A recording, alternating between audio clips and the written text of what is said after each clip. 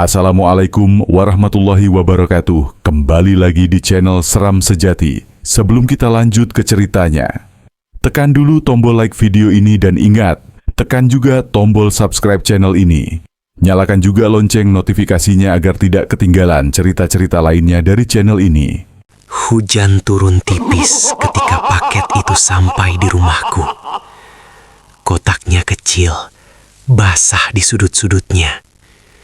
Pengirimnya hanya tertulis satu nama, Arman. Aku tercekat. Arman sudah meninggal 3 bulan lalu di desa Ranu, sebuah desa kecil di pedalaman Kalimantan. Semua orang bilang ia mengakhiri hidupnya sendiri, tapi tidak ada yang bisa menjelaskan kenapa wajahnya saat ditemukan tampak seperti orang yang baru saja melihat sesuatu yang tak seharusnya dilihat. Tanganku gemetar saat membuka kotak itu. Di dalamnya hanya ada satu benda, sebuah alat perekam suara lama. Dan secari kertas bertuliskan, "Jika kamu mendengar ini, jangan datang ke pohon itu." Aku menelan ludah. Ruang tamuku tiba-tiba terasa lebih sempit. Angin malam menyusup lewat jendela yang sedikit terbuka. Tirai bergerak pelan seperti ada yang menyentuhnya. Aku menekan tombol play. Suara berdesis, lalu terdengar napas berat. Ini hari ketiga aku di desa Ranu. Suara Arman terdengar pelan dan tegang. Warga tidak mau bicara banyak tentang pohon kehidupan. Mereka hanya bilang, "Jangan ganggu." Suara angin terdengar jelas dalam rekaman. Lalu suara kayu berderit panjang. Aku merasakan bulu kuduku berdiri. Aku melihatnya malam ini, lanjut Arman. Pohonnya besar sekali, akarnya seperti menjalar kemana-mana. Dan ada suara, seperti bisikan. Tiba-tiba terdengar suara lain dalam rekaman. Bukan suara Arman. Suara perempuan, pelan, panjang, seperti memanggil dari kejauhan. Aku spontan menoleh ke belakang. Kosong. Jantungku berdetak lebih cepat. Siapa itu? Suara Arman terdengar panik. Siapa di sana? Suara langkah di atas daun kering terdengar jelas. Lalu rekaman menjadi sunyi beberapa detik. Aku hampir menghentikannya. Tapi kemudian Arman berbicara lagi. Lebih pelan. Dia berdiri di balik batang pohon. Rambutnya panjang. Aku tidak bisa melihat wajahnya. Tapi dia tahu namaku. Suara di rekaman tiba-tiba berubah. Seperti ada gesekan di mikrofon. Arman. Suara itu memanggilnya. Bukan dari jauh. Dari sangat dekat. Aku tersentak ketika listrik di rumahku berkedip sebentar. Lampu padam 1 detik. Lalu menyala kembali. Aku menarik napas cepat. Tanganku dingin. Rekaman masih berjalan. Aku tidak sendirian. Bisik Arman. Dia ada di belakangku sekarang. Hening. Lalu terdengar suara napas lain. Bukan Arman. Lebih pelan. Lebih berat. Aku bisa mendengarnya jelas di ruang tamuku yang sunyi. Tiba-tiba, duk, sesuatu jatuh dari dapur. Aku berdiri refleks. Jantungku hampir meloncat. Aku berjalan pelan menuju dapur. Menyalakan lampu. Hanya sendok yang jatuh dari meja. Aku mencoba menenangkan diri. Ini cuma perasaan. Gumamku. Saat kembali ke ruang tamu, rekaman itu masih menyala. Namun suara Arman berubah. Tidak lagi panik. Terdengar seperti orang yang berbicara dalam keadaan setengah sadar. Dia menunjukkan sesuatu, masa laluku, hal-hal yang ingin kulupakan.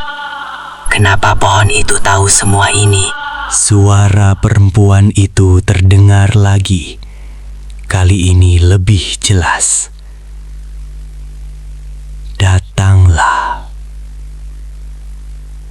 Tiba-tiba, rekaman dipenuhi suara gesekan keras, seperti kayu digores perlahan. Lalu Arman berbisik sangat pelan. Jika kau mendengar ini, jangan pernah menyentuh pohon itu. Jangan panggil namanya. Dia bukan sekadar penjaga. Rekaman terputus. Sunyi. Aku menatap alat perekam itu, lalu perlahan, tanpa ku sentuh, alat itu menyala lagi sendiri. Dan terdengar satu kalimat terakhir. Sekarang giliranmu. Aku membeku.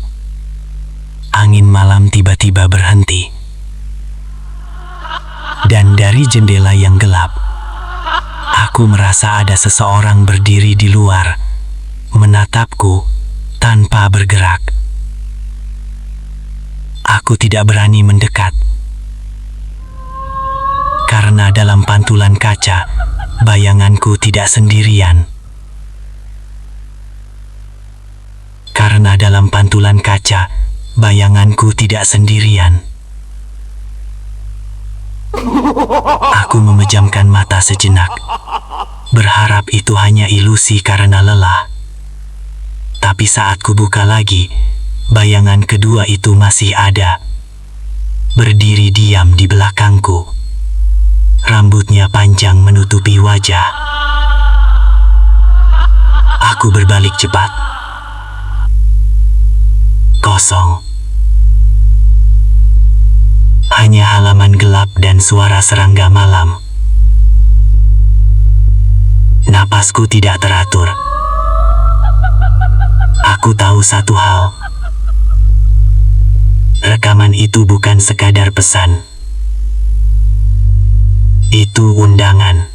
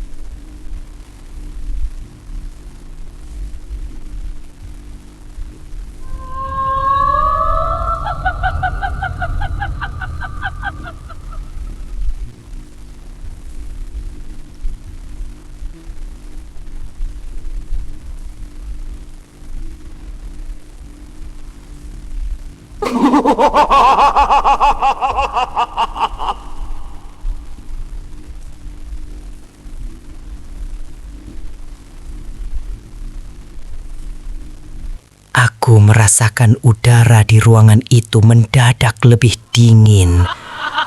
"Penjaga?" tanyaku pelan. Nenek Sari mengangguk. Ia bukan hantu biasa. Ia bukan roh yang ingin menakut-nakuti. Ia menjaga keseimbangan. Siapapun yang datang dengan hati tidak bersih, ia akan dipanggil. Tiba-tiba, duk, sesuatu menghantam dinding luar rumah. Aku tersentak. "Apa itu?" Nenek Sari tetap tenang. "Hanya angin." Tapi tidak ada angin. Suasana di luar justru hening. Aku menelan ludah. "Arman dipanggil?" "Ia melihat sesuatu di bawah pohon itu," kata Nenek Sari pelan.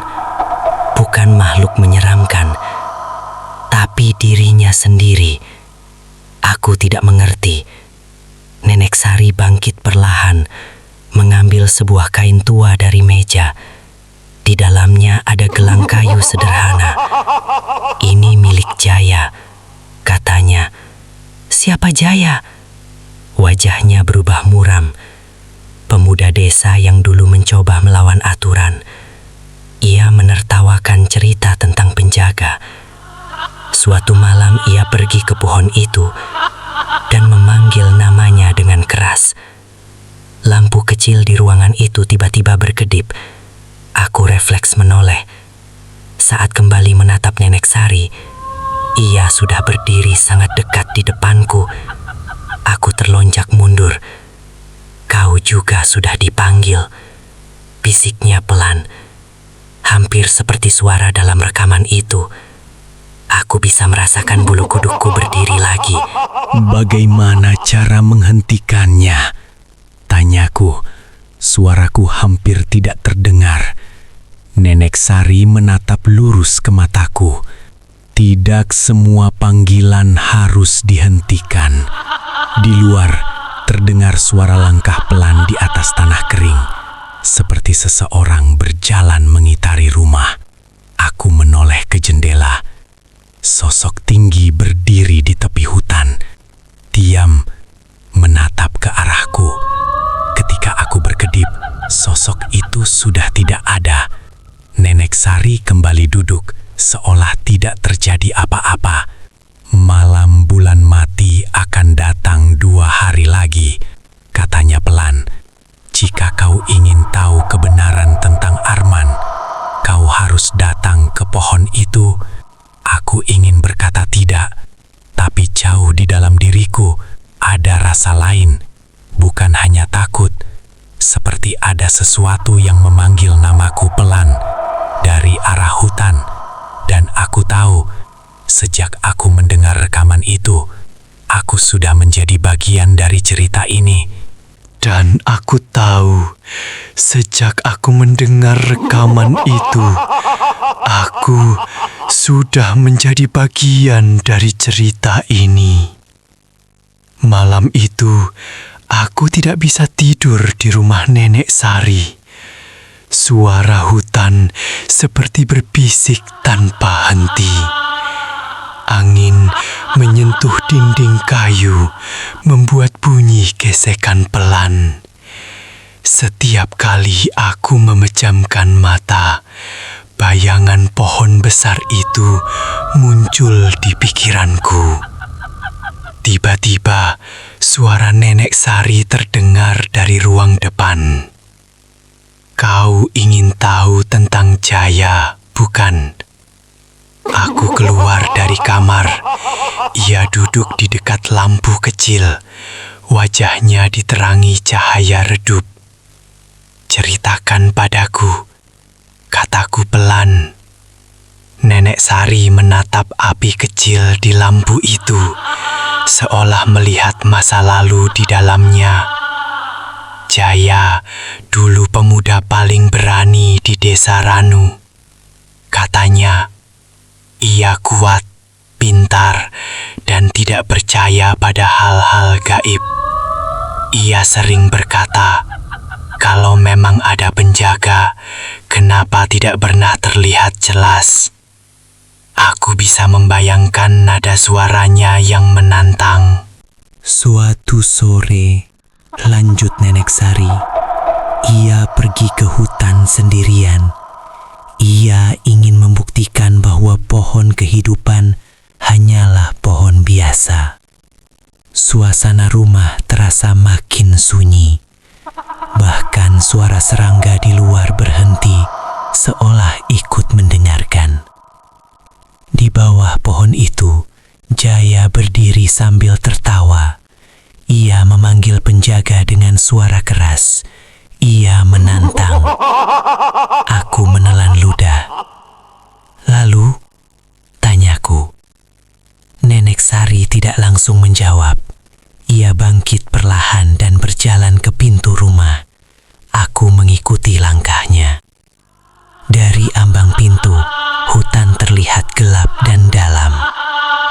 Malam itu, bisiknya, Jaya pulang dengan wajah pucat. Ia tidak berkata apa-apa, hanya duduk di depan rumahnya, menatap kosong.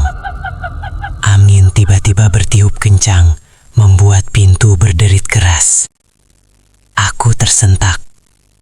Keesokan paginya, lanjut Nenek Sari, ibunya mendengar Jaya berbicara sendiri di kamarnya. Dengan siapa? Tanyaku pelan. Itulah masalahnya, tidak ada siapa-siapa. Lampu di ruang tamu berkedip lagi, bayangan di dinding bergerak aneh, seperti memanjang dan memendek.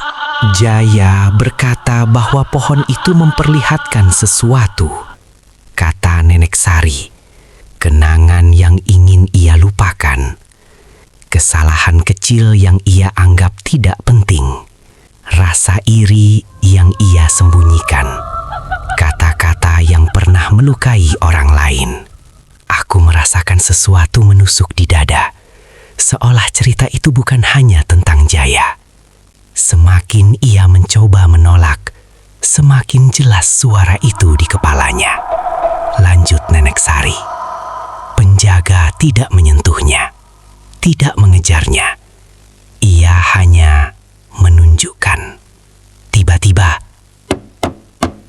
suara ketukan terdengar dari jendela samping. Aku membeku. Nenek Sari menatapku tanpa ekspresi. Jaman dibuka. Ketukan itu berhenti, tapi sekarang terdengar seperti langkah pelan mengitari rumah. Pada malam ketiga, kata Nenek Sari dengan suara hampir berbisik, Jaya menghilang. Ditemukan di mana? Tanyaku. Napasku terasa berat. Di bawah pohon kehidupan. Aku merasakan hawa dingin menjalar di punggungku. Matanya terbuka, tapi tidak melihat siapapun. Lanjut Nenek Sari. Sejak itu, namanya tidak pernah disebut lagi. Karena kami percaya, jika disebut, ia akan menjawab.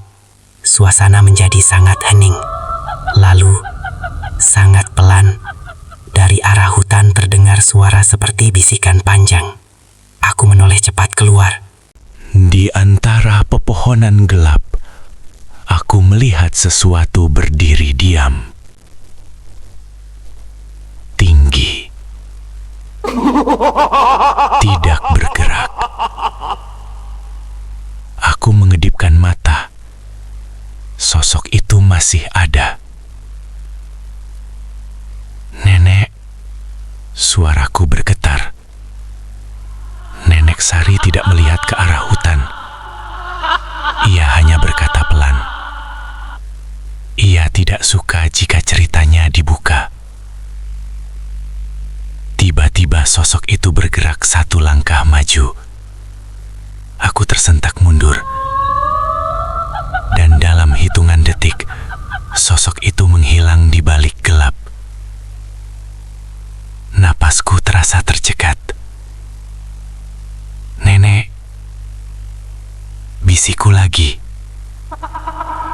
Nenek Sari akhirnya menatapku. Matanya terlihat lebih dalam dari sebelumnya.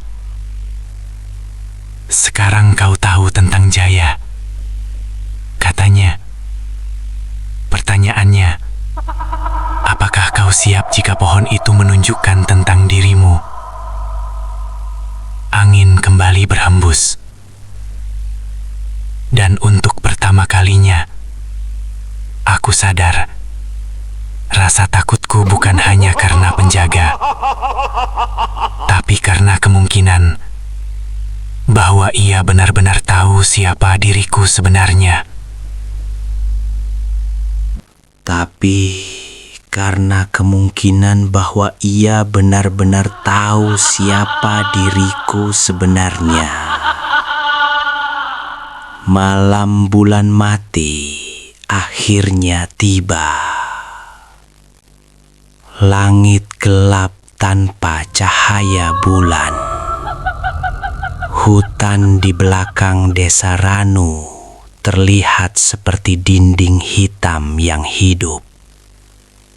Aku berdiri di tepi jalan tanah dengan senter kecil di tangan. Nenek Sari hanya memberiku satu pesan. Jangan berbohong pada dirimu sendiri.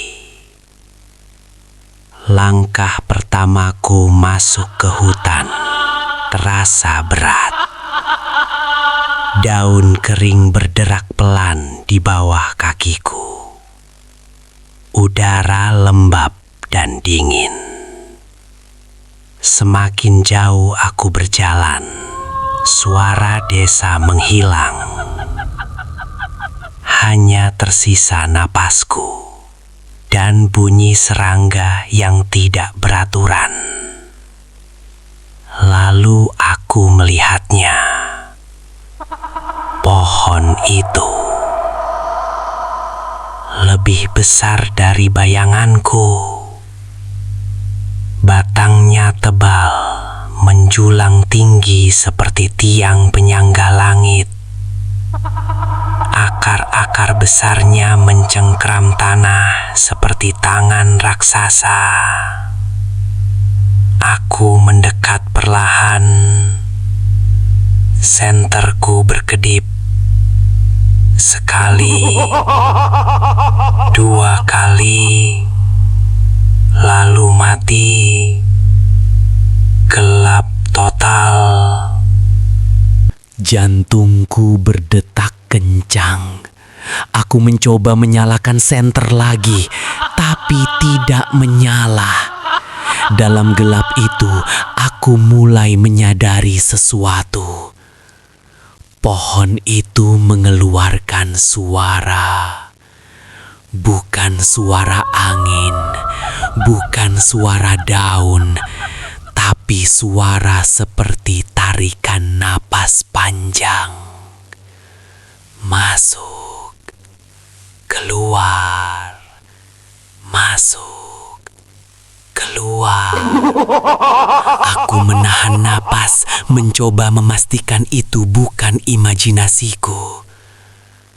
Suara itu berhenti, lalu terdengar tepat di belakangku. Aku berbalik cepat. Tidak ada siapa-siapa. Tiba-tiba hawa dingin menyentuh tengkukku.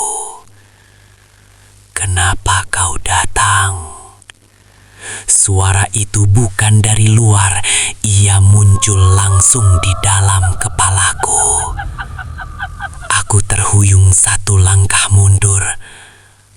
Aku ingin tahu kebenaran. Hening. Lalu suara itu kembali, lebih pelan, hampir seperti bisikan yang menyentuh pikiran terdalam. Manusia selalu ingin tahu, tapi tidak selalu siap melihat. Tanah di bawah kakiku terasa bergetar halus. Aku melihat batang pohon itu bergerak sedikit, seperti dada yang mengembang saat bernapas. Aku ingin lari, tapi kakiku terasa berat. Tiba-tiba di samping batang pohon muncul sosok tinggi. Rambutnya panjang menutupi wajah. tubuhnya samar seperti kabut. Aku tidak melihat ia berjalan. Ia sudah ada di sana. Jaraknya hanya beberapa langkah dariku. Apa yang kau cari? Suaranya kini terdengar jelas, lembut tapi menekan. Aku ingin tahu tentang Arman. Jawabku dengan suara gemetar. Angin berputar di sekeliling kami. Daun-daun berdesir cepat, padahal udara terasa diam. Arman mencari dirinya sendiri, katanya. Tiba-tiba pandanganku berubah. Aku melihat bayangan seorang pria berdiri di tempatku sekarang. Wajahnya tegang. Ia memegang alat perekam. Itu Arman. Aku tidak takut. Suara bayangan itu berkata. Sosok penjaga mendekatinya. Lalu bayangan itu menoleh. Dan wajahnya berubah menjadi wajahku. Aku terlonjak kaget. Tidak. Bisikku. Semua kembali gelap. Sosok itu kini berdiri tepat di depanku. Aku bisa merasakan dingin dari keberadaannya. Pohon ini tidak mengambil. Ia hanya menunjukkan. Tiba-tiba akar kecil menyentuh sepatuku. Aku mundur cepat. Akar itu berhenti. Tidak melilit. Tidak menarik. Hanya menyentuh. Seolah menunggu.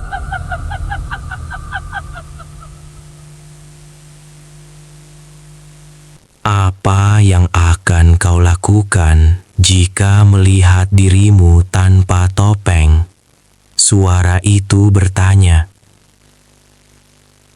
Aku terdiam. Dalam pikiranku, kenangan-kenangan kecil mulai muncul. Kesalahan yang kupendam. Penyesalan yang tidak pernah kuakui. Wajah orang-orang yang pernah kusakiti dengan kata-kataku. Napas pohon itu kembali terdengar. Masuk, keluar, masuk, keluar.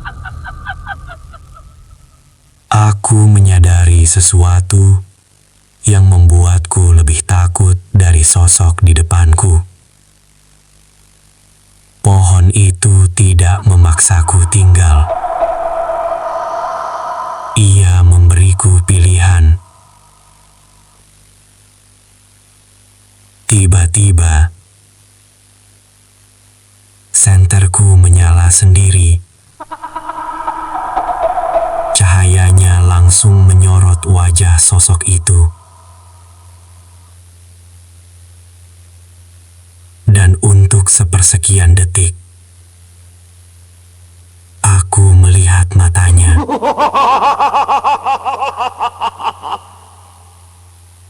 Tiba-tiba terdengar suara langkah pelan di belakangku. Aku menoleh cepat. Tidak ada siapa-siapa. Tapi kali ini aku tidak sendirian.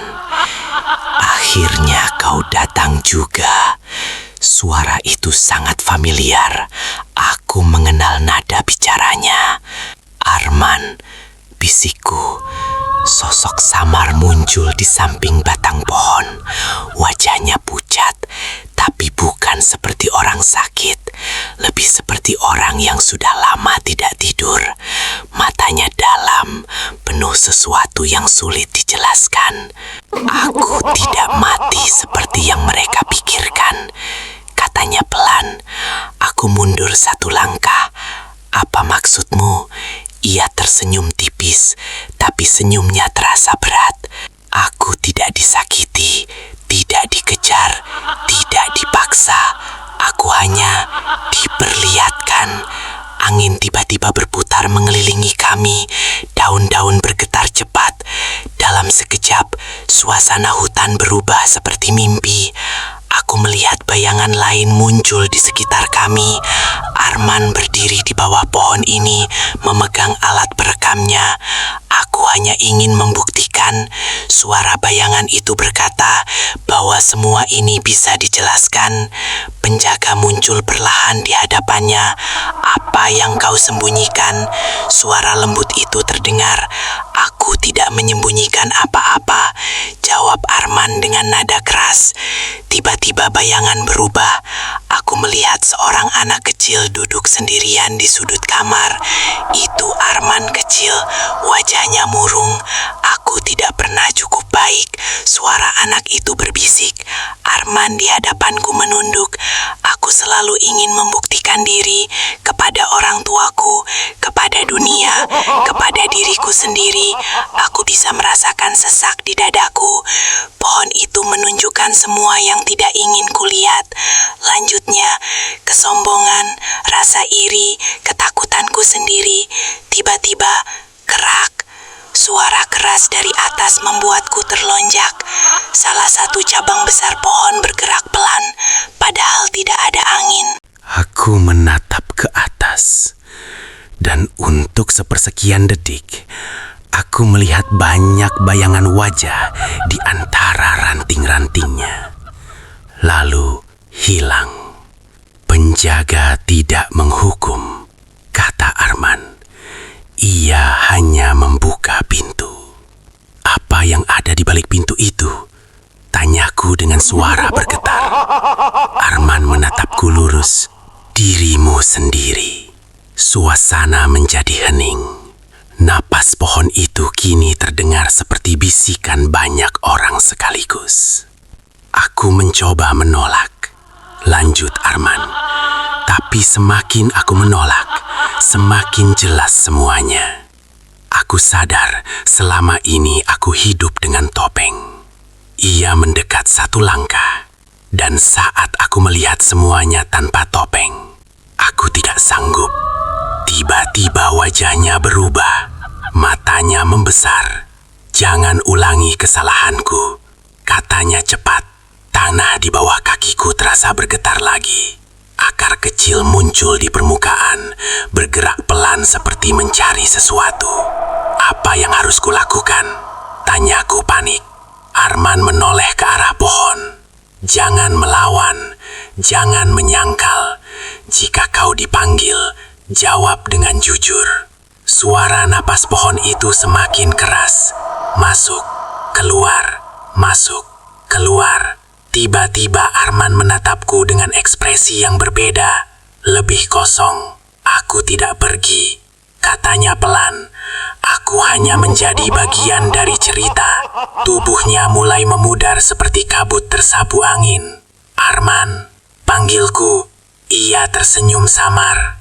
Sekarang, giliranmu mendengar. Dalam sekejap, sosoknya menghilang. Hutan kembali sunyi. Tapi aku sadar satu hal yang membuatku gemetar. Baru saja, saat Arman berdiri di depanku, bayangannya tidak jatuh ke tanah. Bayangannya menempel pada batang pohon. Bayangannya menempel pada batang pohon. Aku mundur perlahan. Napasku terasa berat.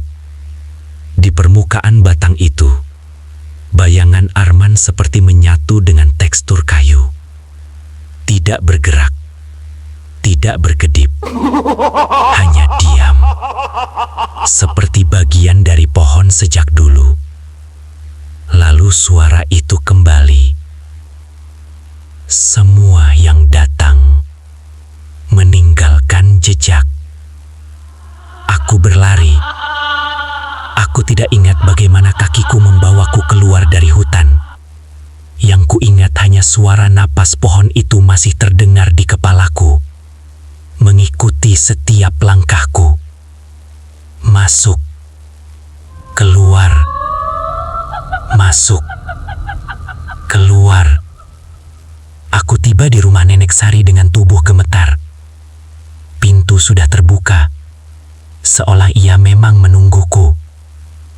"Kau melihatnya," katanya pelan. Aku mengangguk. Arman, dia tidak benar-benar pergi. Nenek Sari menutup pintu perlahan. Tidak semua orang yang dipanggil bisa kembali utuh.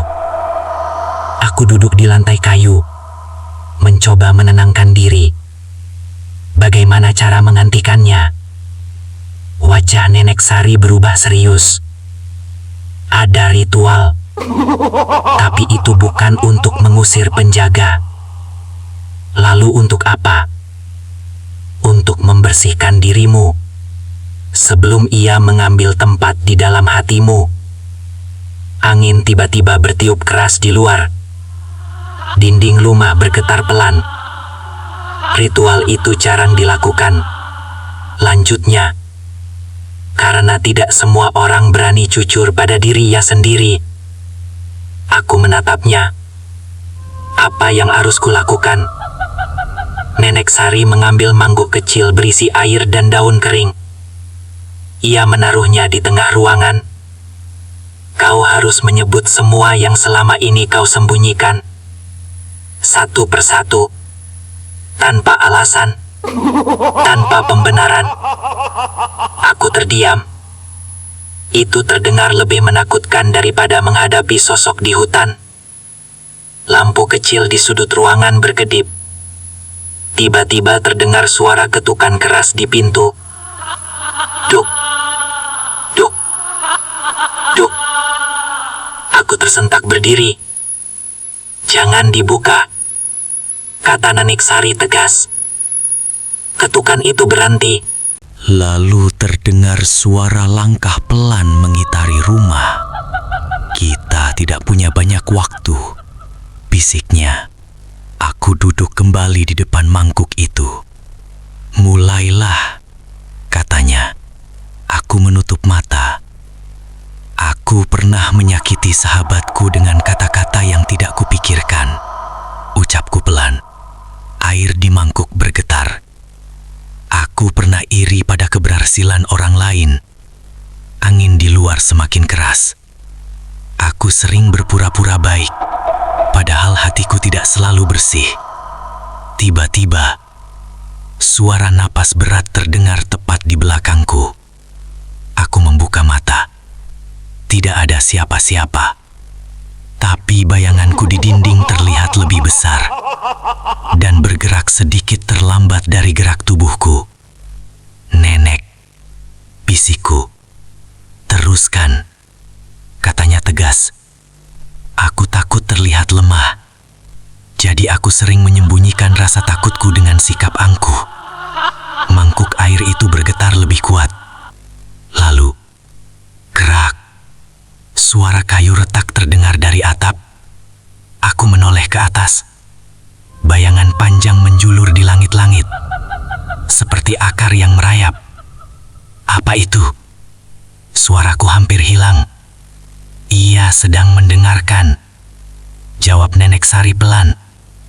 Aku menarik napas dalam. Aku tidak selalu jujur pada diriku sendiri. Hening. Semua suara berhenti. Langkah di luar rumah lenyap. Angin berhenti. Lampu kembali stabil. Mangkuk air di depanku menjadi tenang. Aku membuka mata perlahan.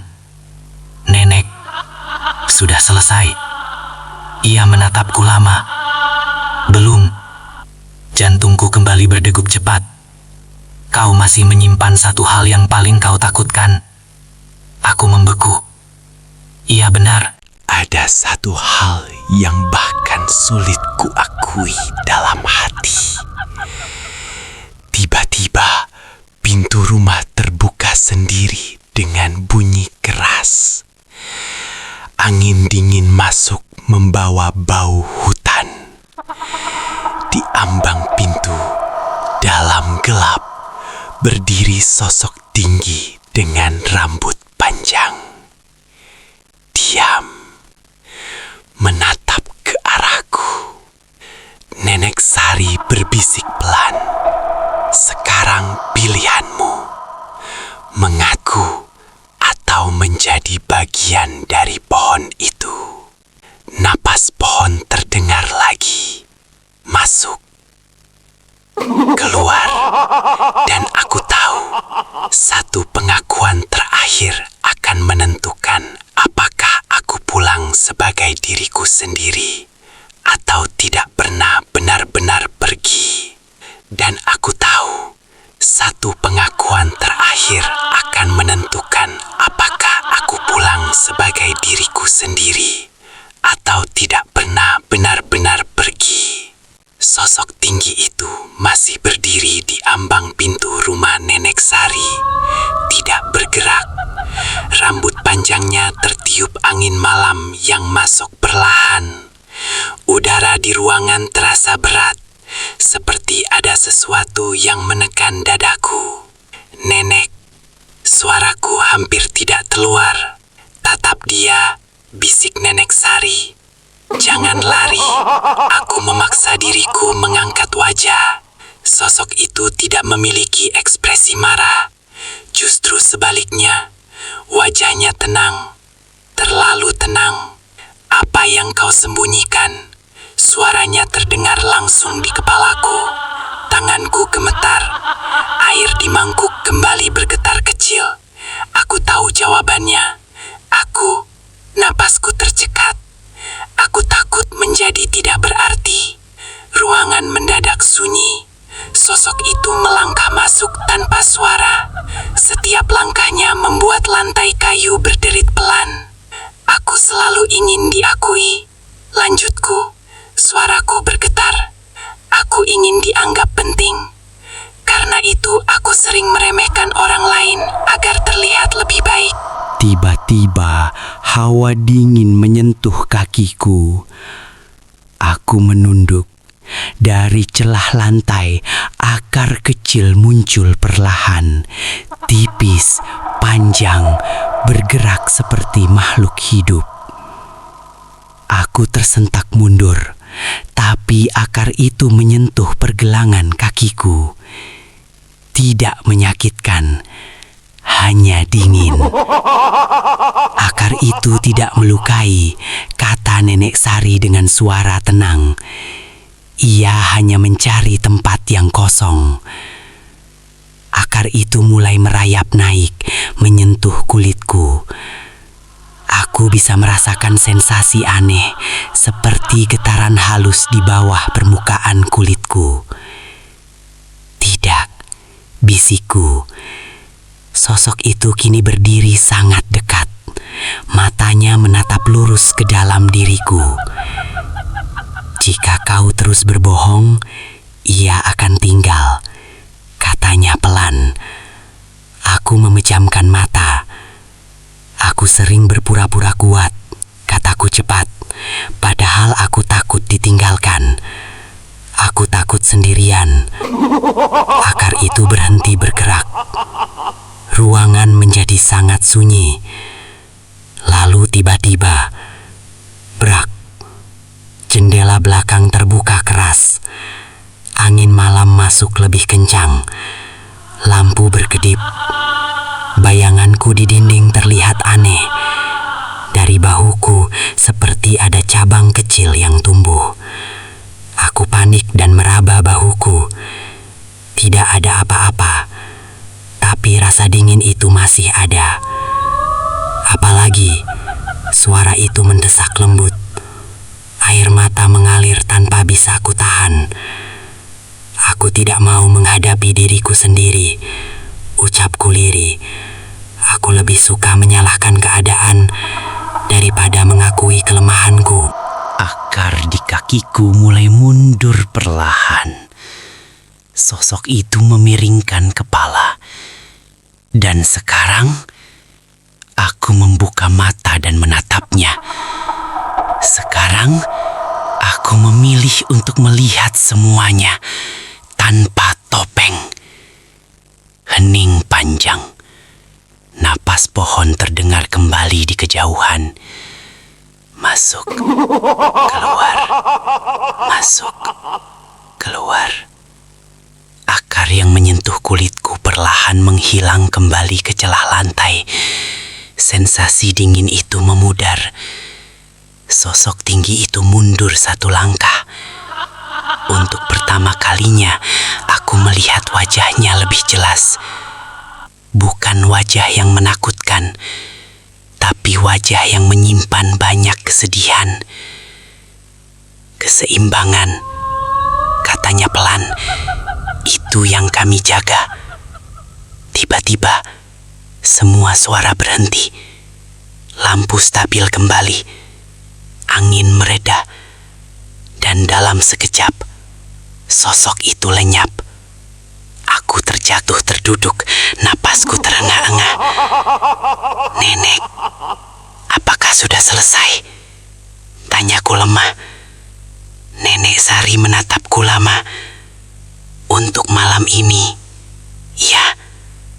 Aku menunduk, mencoba memahami apa yang baru saja terjadi. Namun, ketika aku berdiri dan berjalan ke arah pintu yang terbuka, aku melihat sesuatu yang membuat jantungku kembali berdetak cepat. Di tanah luar rumah, tepat di tempat aku berdiri tadi, ada jejak akar kecil yang mengarah kembali ke hutan. Dan untuk sepersekian detik, di dalam bayanganku sendiri, aku melihat sesuatu bergerak pelan, seperti cabang yang masih terhubung dengan pohon kehidupan. Seperti cabang yang masih terhubung dengan pohon kehidupan. Aku berdiri terpaku di ambang pintu rumah Nenek Sari. Jejak akar itu perlahan memudar di tanah, seolah ditarik kembali ke dalam bumi. Tapi bayangan di kakiku masih terasa berbeda. Nenek, suaraku lirih. Nenek Sari berdiri di belakangku. Kau sudah melewati ritual, katanya pelan. Tapi itu tidak berarti hubunganmu terputus. Aku menoleh cepat. Apa maksudnya? Ia tidak langsung menjawab, hanya menatap ke arah hutan yang kini tampak lebih sunyi dari biasanya.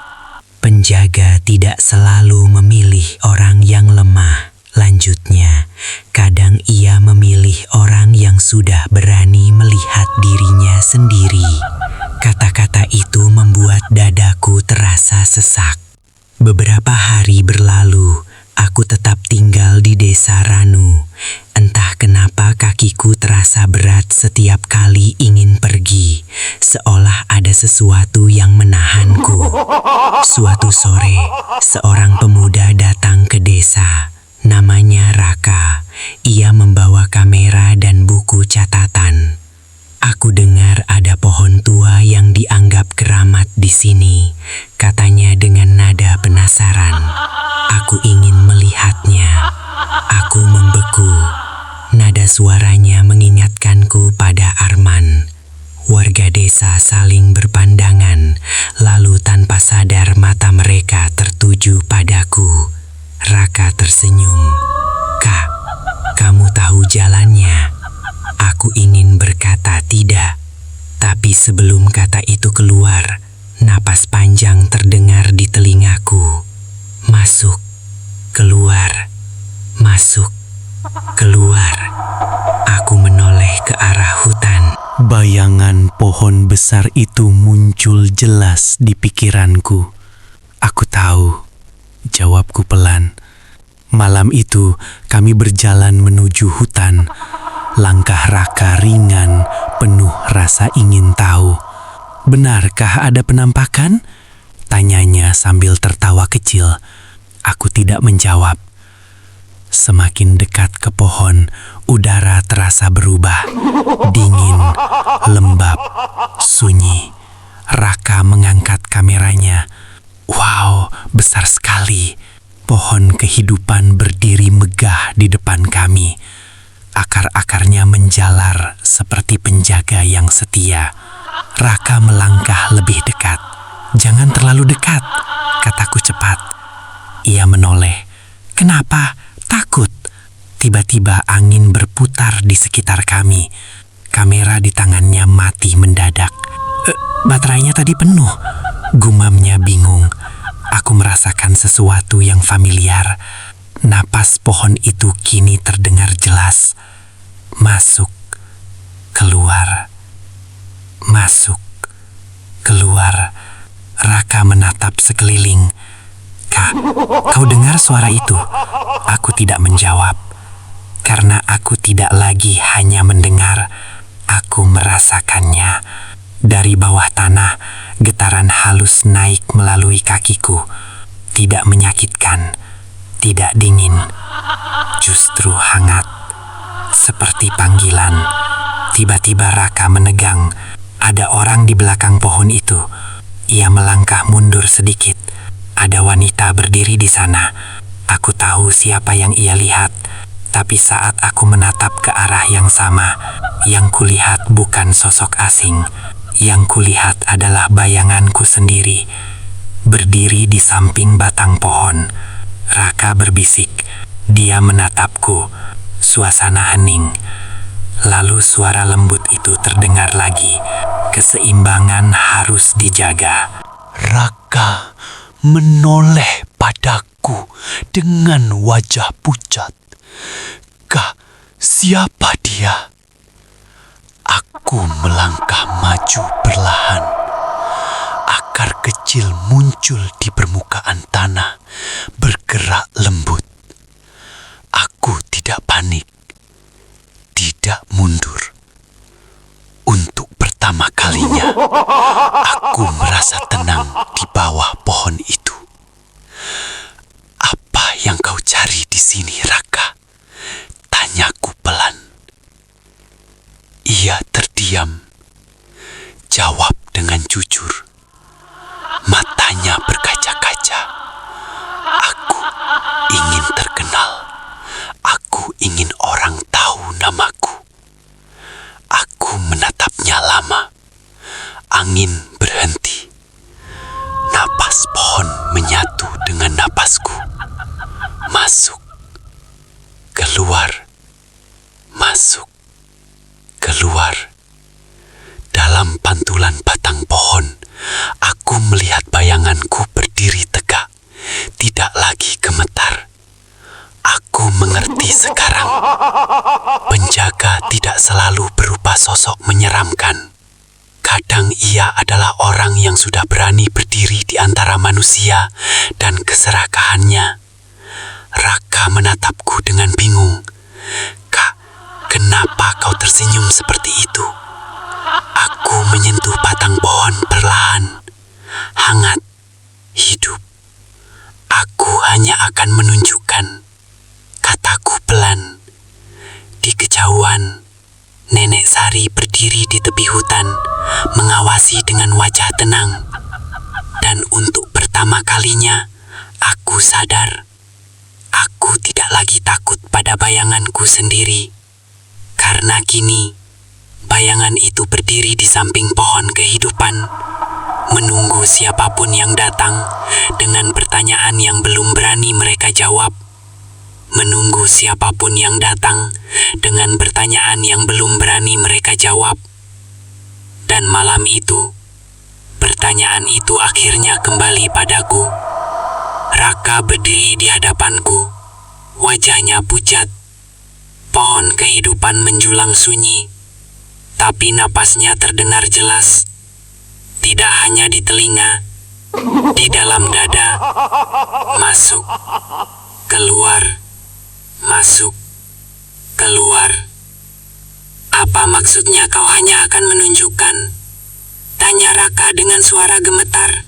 Akar yang mendekat berhenti. Aku melangkah lebih dekat padanya. "Akui," kataku pelan, "bukan pada pohon ini, pada dirimu." Ia menutup mata. Aku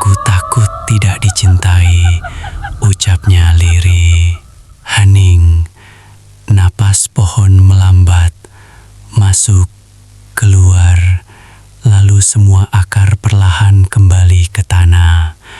Raka terjatuh terduduk, terisak pelan. Sosok penjaga menoleh padaku sekali lagi. Sekarang kau tahu tugasmu.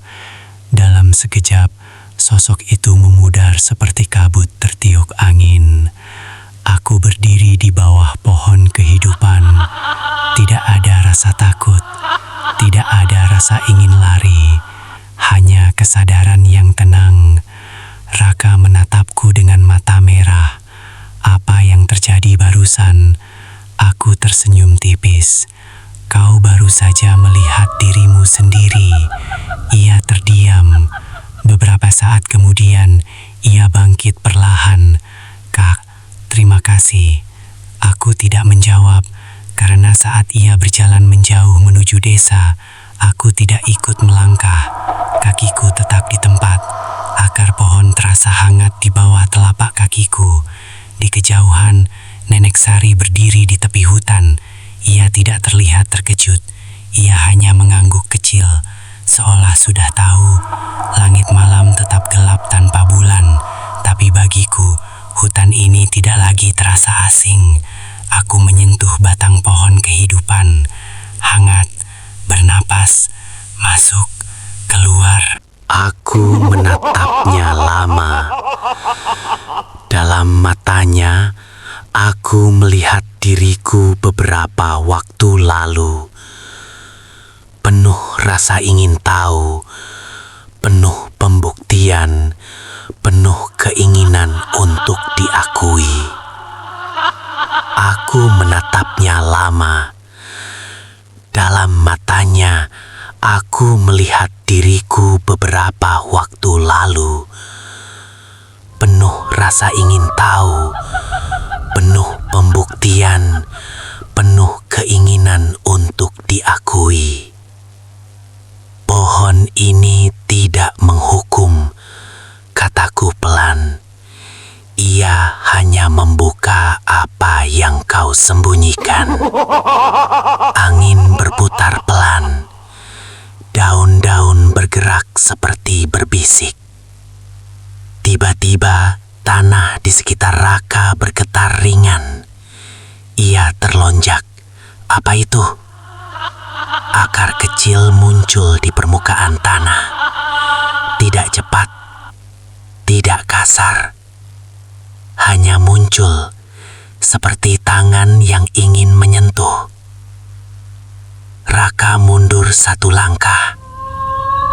Kenapa aku merasa seperti ada yang melihat ke dalam kepalaku?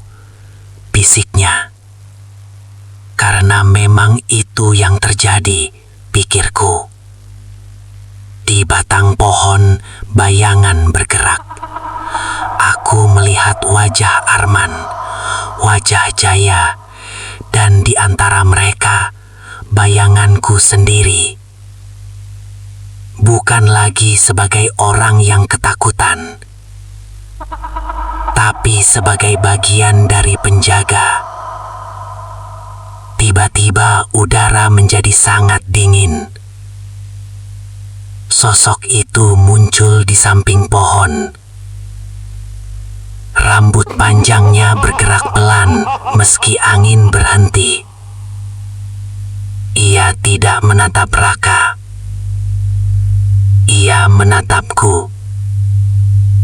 Kau mengerti sekarang. Suaranya bergema lembut. Aku mengangguk pelan. Penjaga tidak pernah benar-benar pergi.